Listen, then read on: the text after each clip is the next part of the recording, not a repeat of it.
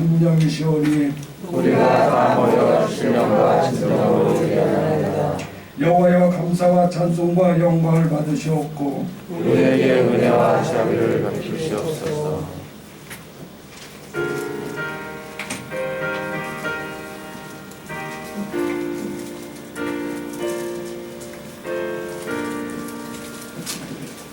이 기쁜 소식을 온 세상 전하세. 그 환난 고통을 당하는 자에게 주 믿는 성도들 다 전할 소식은 성령이 오셨네. 성령이 오셨네. 성령이 오셨네. 내 주님 보내신 성령이 오셨네. 이 기쁜 소식을 온 세상 전하세. 성령이 오셨네. 만왕의 왕께서 저사로 잡힌 자 구원하시고 잠자유하셨네. 승리의 노래가 온 성에 들리니 성령이 오셨네. 성령이 오셨네. 성령이 오셨네. 내 주님 보내신 성령이 오셨네. 이 기쁜 소식을 온 세상 전하세. 성령이 오셨네. 한없는 사랑과 그 크신 은혜를 늘 의식하면서 안 믿는 자에게 내 자유로 보증과 하리니 성령이 오셨네. 성령이 오셨네. 성령이 오셨네. 내 주님 보내신 성령이 오셨네. 이 기쁜 소식을 온 세상 전하세. 성령이 오셨네.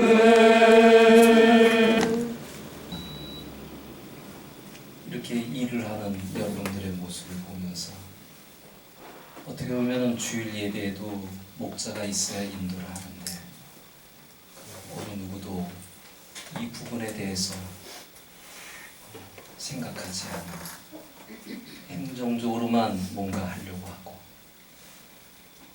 양들을 생각하지 않는 그런 모습을 보면서 오늘은 제가 목사로 온 이유는 여러분에게 예배 인도자가 필요하고 또 우리가 함께 예배를 해야 되기 때문에 이렇게 오게 됐습니다. 비록 여러분의 마음이 좀 쓸쓸하겠지만 분명한 것은 예레미야 예언자를 통하여 하신 말씀이 주님이 직접 목자가 되겠다.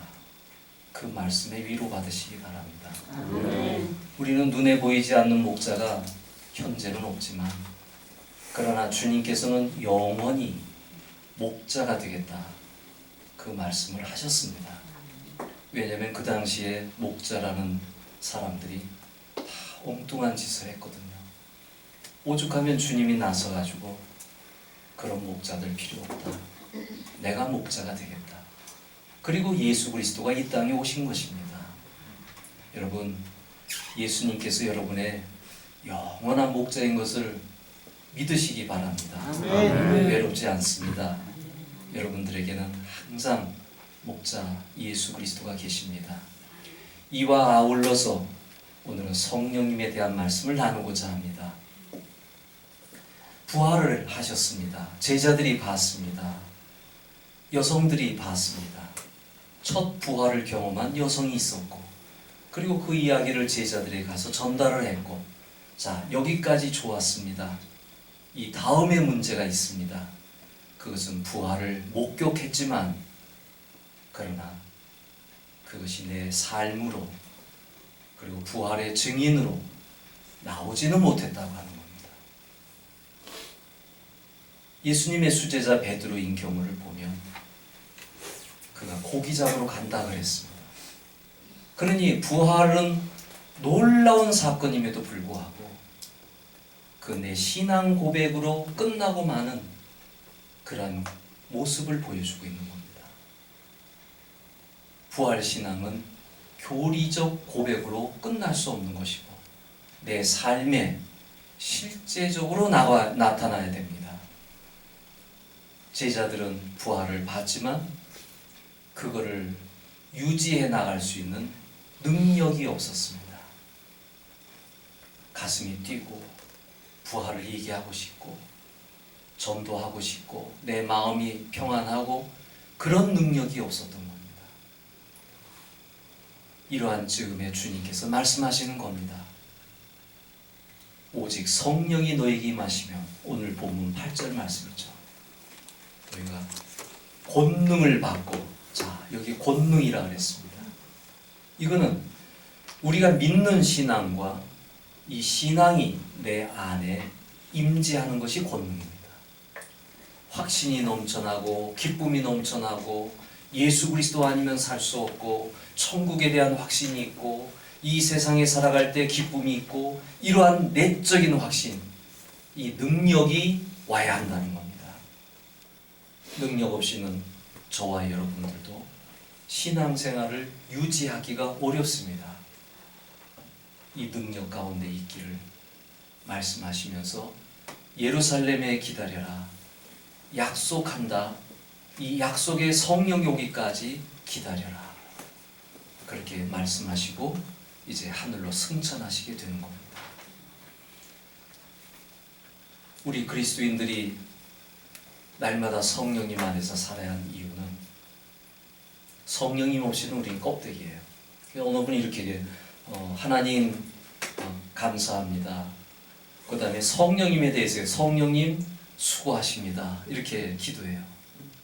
왜냐하면 늘 나를 위해서 변호사로서 그리고 나를 대신해서 탄식도 해주시고 그렇게 일을 하시니까 내 자신의 힘으로 살 수 없는데 성령님이 내 안에 거하심으로 말미암아 나를 도와주심으로 말미암아 내가 살아갈 수 있으니까, 그래서 성령님 수고해 주셔서 고맙습니다, 이렇게 기도합니다.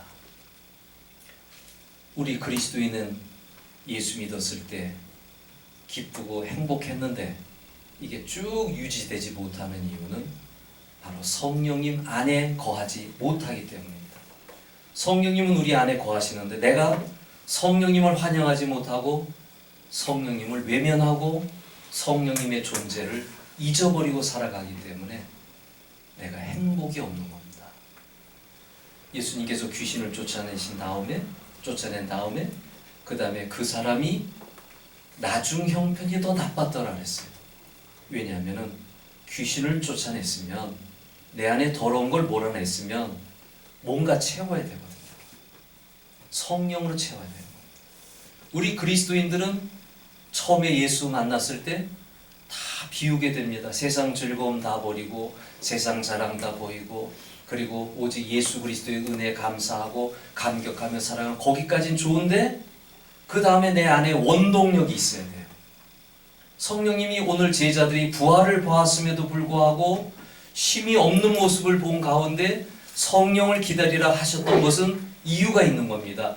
자동차가 달려가기 위해서는 휘발유가 있어야 되듯이 성도들의 삶에 능력이 있는 것도 성령님이 내 안에 충만하게 거하게 될 때 우리는 이 세상을 항상 기뻐하고 쉬지 않고 기도하고 범사에 감사하면서 살아갈 수 있게 된 겁니다.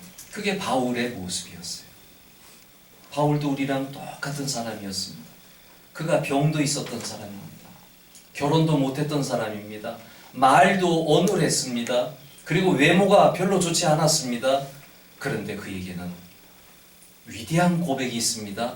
내게 능력 주시는 자 안에서 내가 모든 것을 할 수 있다. 내게 능력 주시는 자가 누구입니까? 성령입니다. 그러게 저와 여러분들은 예수 믿었을 때 우리는 아무것도 아니지만 내 안에 성령님이 계시는 가운데 우리는 완전히 새로운 사람으로 살아갈 수 있게 된 것입니다. 부활절을 보내고 첫 주일날 성령 충만하기를 간구하시기 바랍니다. 성령님은 환영하면 됩니다. 때를 쓸 필요도 없습니다. 성령님이 내 안에 들어오시도록 모셔드리기만 하면 됩니다. 나의 더러운 것 있으면 그거 씻어내야죠. 주님의 보혈로 씻어내고 성령님을 모셔드리시기 바랍니다. 내 안에 불평이 있고 원망이 있고 미움이 있고 시기가 있다면 성령님이 내 안에 거하지 못하시는 겁니다. 그래서 우리들은 주님의 보혈로 깨끗이 씻은 가운데 그 다음에 해야 될 일은 성령님을 환영해서 내 안에 모셔드림으로 말미암아 성령의 능력으로 우리가 이 세상을 살아가야 하는 것입니다. 오늘 본문 우리가 8절을 봤고 그 앞에 4절과 5절을 보면 그들에게 분부하여 이르시되 예루살렘을 떠나지 말고 내게서 들은 바 아버지께서 약속하신 것을 기다리라. 요한은 물로 세례를 베풀었으나 너희는 몇 날이 못되어 성령으로 세례를 받으리라. 유언의 말씀입니다. 너희들은 이제 성령으로 세례를 받을 것이다. 여기에서 제자들은 어떻게 했습니까? 첫째로 기다렸다는 겁니다. 주님이 하신 말씀대로 그들은 성령을 받기를 기다렸습니다. 기다리는 게 쉬운 일이 아닌 거 아시죠? 거기에는 인내가 필요하고요. 그리고 그 기다림에는 약속이 필요한 겁니다. 제자들은 예수님의 말씀대로 기다렸습니다. 우리가 어떤 문제에 직면했을 때 기다려야 할 때가 있습니다. 기다리지 못하면 중간에 그만두게 됩니다. 인내로 기다리면 약속의 말씀이 있으니까 인내하면서 기다려야 됩니다. 기다리면서 이들이 어떻게 했습니까? 한 곳에 모였다 그랬습니다. 요한의 마가의 다락방에서 이들은 모였습니다. 그러면서 기다렸습니다. 여러분 기도할 때요, 혼자 하는 기도도 좋고 함께 하는 기도도 좋습니다. 그런데 힘을 얻으려면요, 모여서 함께 통성 기도해야 힘을 얻습니다. 통성 기도하다가 방언이 터지고요, 통성 기도하다가 눈물이 나오고요, 통성 기도하다가 기도 내용이 나옵니다. 그러니 이 제자들이 기다리는 가운데 모였다 하는 것은 대단히 중요한 의미가 들어가 있는 겁니다. 여러분, 지난 2년 동안 모였습니다. 이게 대단한 겁니다. 모여서 마음의 소원을 아뢰고 주님을 바라보고 이렇게 하는 일이 쉬운 일이 아닙니다. 그래서 주님이 여러분을 칭찬하신다고 저는 봅니다. 끝까지 모여서 끝까지 기다리면서 결말을 보기 위해서 우리 주님께서 어떻게 역사하실까, 그것을 보기 위해서 이렇게 기다리고 모이는 여러분의 모습을 정말 칭찬하십니다. 그리고 성령님이 우세요. 어떤 때는 마음이 아프신 것 같아요. 그 아픈 마음을 애통하는 자가 복이 있다고 했는데, 여러분이 이렇게 외롭게 모였지만 주님은 그 마음을 알아주시고 함께 하시니 그걸로 또 위로받으시기를 바랍니다. 13절에 읽진 않았지만 누가 모였냐면은 여기 가룟 유다를 제외하고 11명의 제자 이름이 13절에 다 나오고 있어요. 여기 의심 많은 도마까지도 모여 있었어요. 그러니 이들이 한 자리에 모여 있는 이 모습이 너무나 아름다운 모습이었습니다. 한 곳에 모여서 기다리는 것이 첫째. 여러분들은 그 일을 지금 하고 있는 겁니다. 모였습니다. 기다리고 있습니다. 하나님이 어떻게 역사하실까? 하나님의 인도하심을 기다리고, 두 번째로 예수님의 약속을 믿고 기다리는 겁니다. 약속. 오늘 본문에는 무슨 약속입니까? 성령이 오시리라는 약속입니다. 약속은 반드시 이루어집니다. 기원전 587년에 남쪽 유다가 멸망했고, 그때 예레미야가 유명한 예언을 했습니다. 여러분, 우리가 잘못했으니 포로로 끌려가야 됩니다. 그리고 포로로 끌려가서 거기서 그냥 잘 사시기 바랍니다. 여기 남아있으려고 하지도 말고요. 예루살렘에서 버티지도 말고요. 하나님이 가라니까 가야 합니다. 우리는 포로로 가야 됩니다. 이유는 하나입니다. 우리의 죄가 너무나 크기 때문에 하나님이 멸망시키기로 결정했으니 우리는 포로로 가야 됩니다. 그러면서 한 가지 말씀을 덧붙였습니다. 주님이 말씀하십니다. 70년 후에는 돌아오겠다. 약속하셨습니다. 그 결과 어떻게 됐습니까? 예레미야 예언의 말씀은 두 가지가 다 이루어졌습니다. 남쪽 유다는 멸망했고요. 이스라엘 백성은 포로로 끌려가운데 70년 만에 예루살렘으로 되돌아오게 됩니다. 하나님의 약속의 말씀은 반드시 이루어집니다.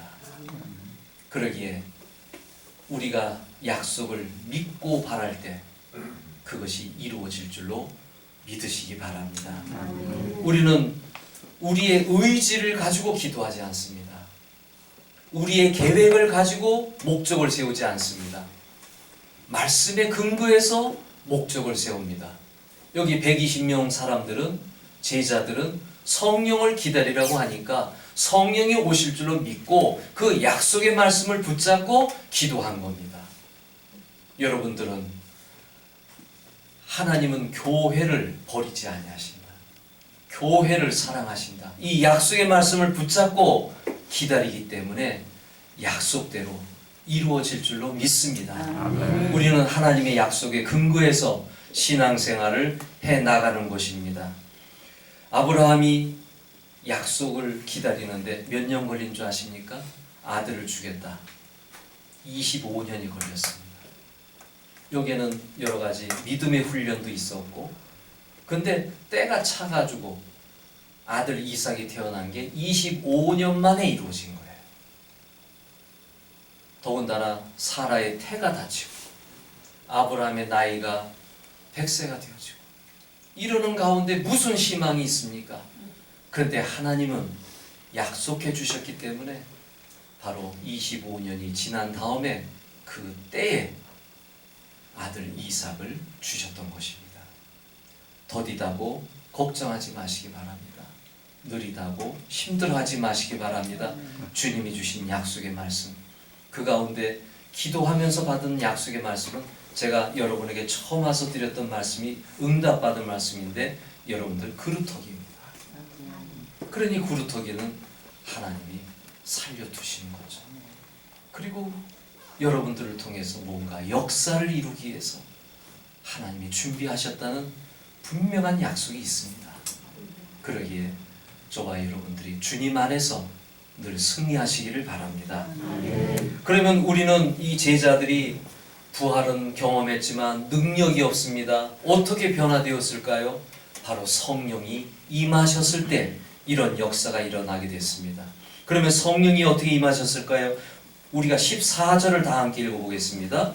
사도행전 1장 14절 시작. 여자들과 예수의 어머니 마리아와 예수의 아우들과 더불어 마음을 같이하여 오로지 기도에 힘쓰더라.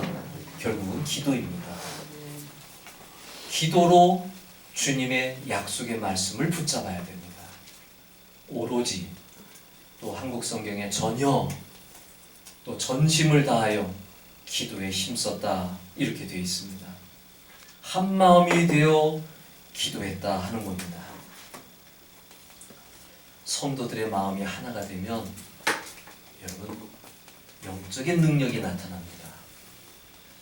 예수님께서 죽은 사람을 살릴 때 있었던 일인데 그때 사람들은 울고 통곡하고 난리가 났습니다. 그럴 때 예수님께서 베드로와 요한과 야고보로 제가 기억이 되는데 3명의 제자들을 따로 데리고 그 죽은 아이에게 갔습니다. 그리고 문을 닫았습니다. 왜 그렇게 했냐면 믿음은 한 마음이 되어야 됩니다. 거기에 의심이 있고 그리고 불평이 있고 이렇게 되면 기도가 집중이 될 수가 없습니다.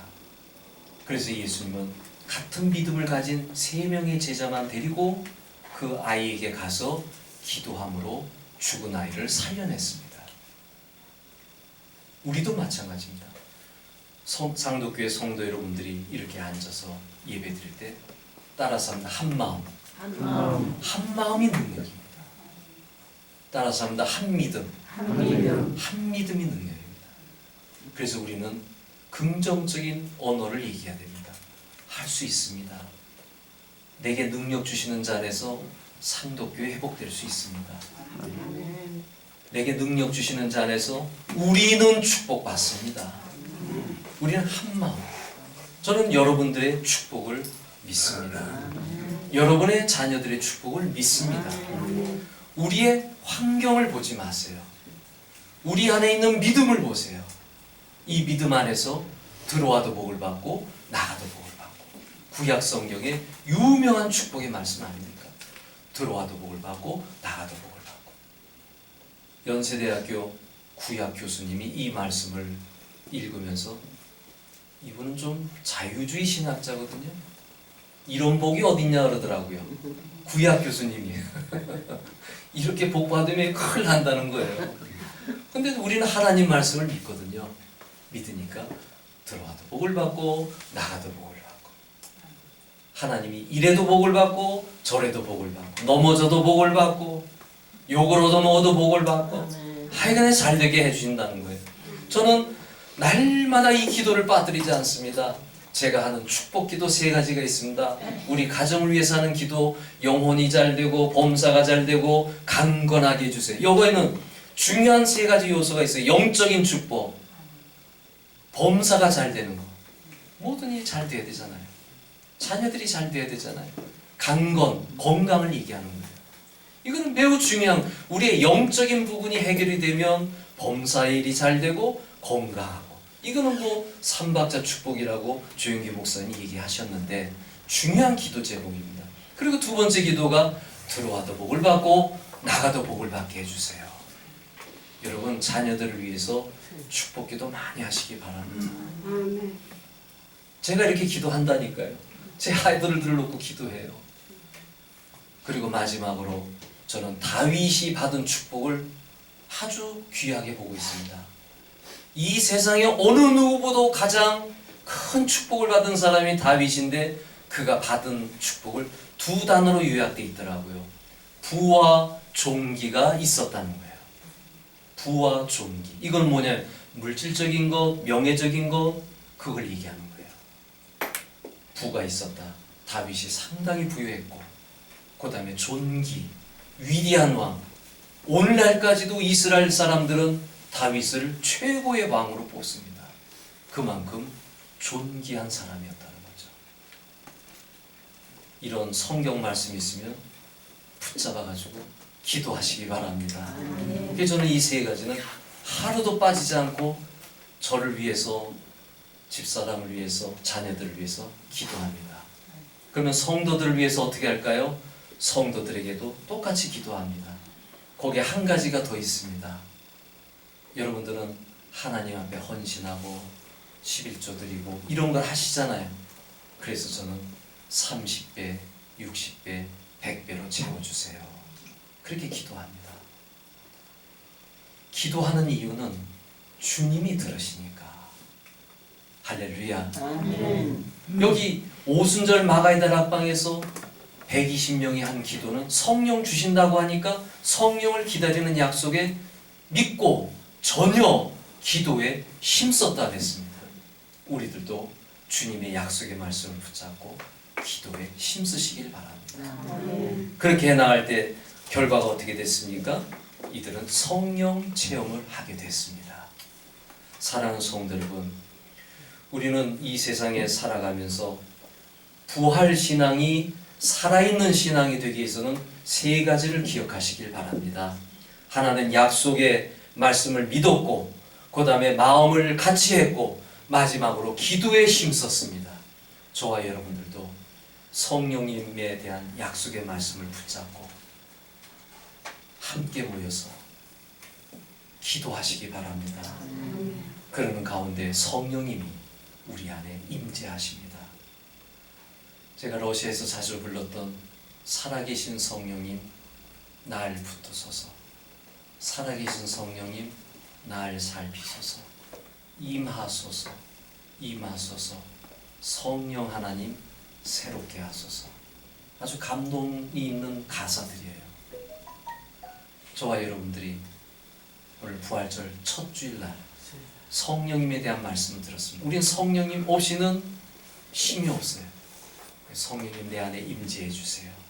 나와 동행해 주세요. 우리 합심으로 오늘 기도하겠습니다. 은혜가 많으신 아버지 하나님 감사합니다. 우리 안에 임재하여 주시옵소서. 약속의 말씀에 따라 기도합니다. 제자들에게 말씀하셨던 약속의 말씀에 따라 오직 성령이 너에게 임하시면 너희가 권능을 받고 이 약속의 말씀을 믿습니다. 증인이 되리라. 약속의 말씀을 붙잡습니다. 아버지 성령을 기다려라. 아버지 약속의 말씀을 붙잡습니다. 우리에게도 성령님 강하게 임재하여 주시옵소서. 강하게 더 강하게 임재하여 주셔서 우리 곁을 떠나지 말아 주시옵소서. 우리에게 능력이 되어 주시옵소서. 힘이 되어 주시옵소서. 모든 악한 영의 세력을 물리치고 모든 잘못된 세력을 물리치고 불평과 불만과 원망의 세력을 물리치고 질병의 세력을 물리치고 가난의 세력을 물리치고 우리 안에 잠재되어 있는 잘못된 습관들을 물리치고 아버지 하나님 이 모든 것 예수의 피로 정결케 되었사오니 주여 이제 성령님이 우리 안에 임재하여 주시옵소서. 환영하옵나니 성령님 내 안에 임재하여 주셔서 감사하게 하소서, 기뻐하게 하소서, 평안이 넘쳐나게 하소서, 능력이 있게 하소서, 힘이 있게 하여 주시옵소서. 우리가 이 땅에 살아가는 동안에 긍정적이고 적극적이고 창조적인 인생을 살아가게 하여 주시옵소서. 성령님 우리 안에 임재하여 주심을 감사합니다. 오순절 마가의 날 앞에 임하신 성령님께서 오늘도 우리 안에 임재하신 줄로 믿습니다. 성령님을 환영하오니 성령님 우리의 모든 것을 다스려 주시옵소서. 한국교회를 다스려 주시고 성도들의 각 가정을 다스려 주시고 저희들의 일터를 다스려 주시고 저들의 하는 일을 다스려 주시고 한국교회 기도 제목 위에 다스려 주시고 성령님께서 간섭하여 주시고 함께해 주시는 가운데 성도들이 들어와도 복을 받고 나가도 복을 받게 해 주시옵소서. 영혼이 잘되고 범사가 잘되고 강건하게 하여 주시옵소서. 30배 60배 100배로 충만하게 채워 주시옵소서. 성령의 능력으로 이 세상을 힘있게 살아가게 하여 주시옵소서. 예수님의 이름으로 기도하옵나이다. 아멘. 이제는 우리 주 예수 그리스도의 은혜와 아버지 하나님의 사랑과 성령님의 감화 감당하심이 성령 충만을 간절히 사모하는 성도들의 머리 위에 이제로부터 영원토록 함께 하시기를 축원하옵나이다. 아멘.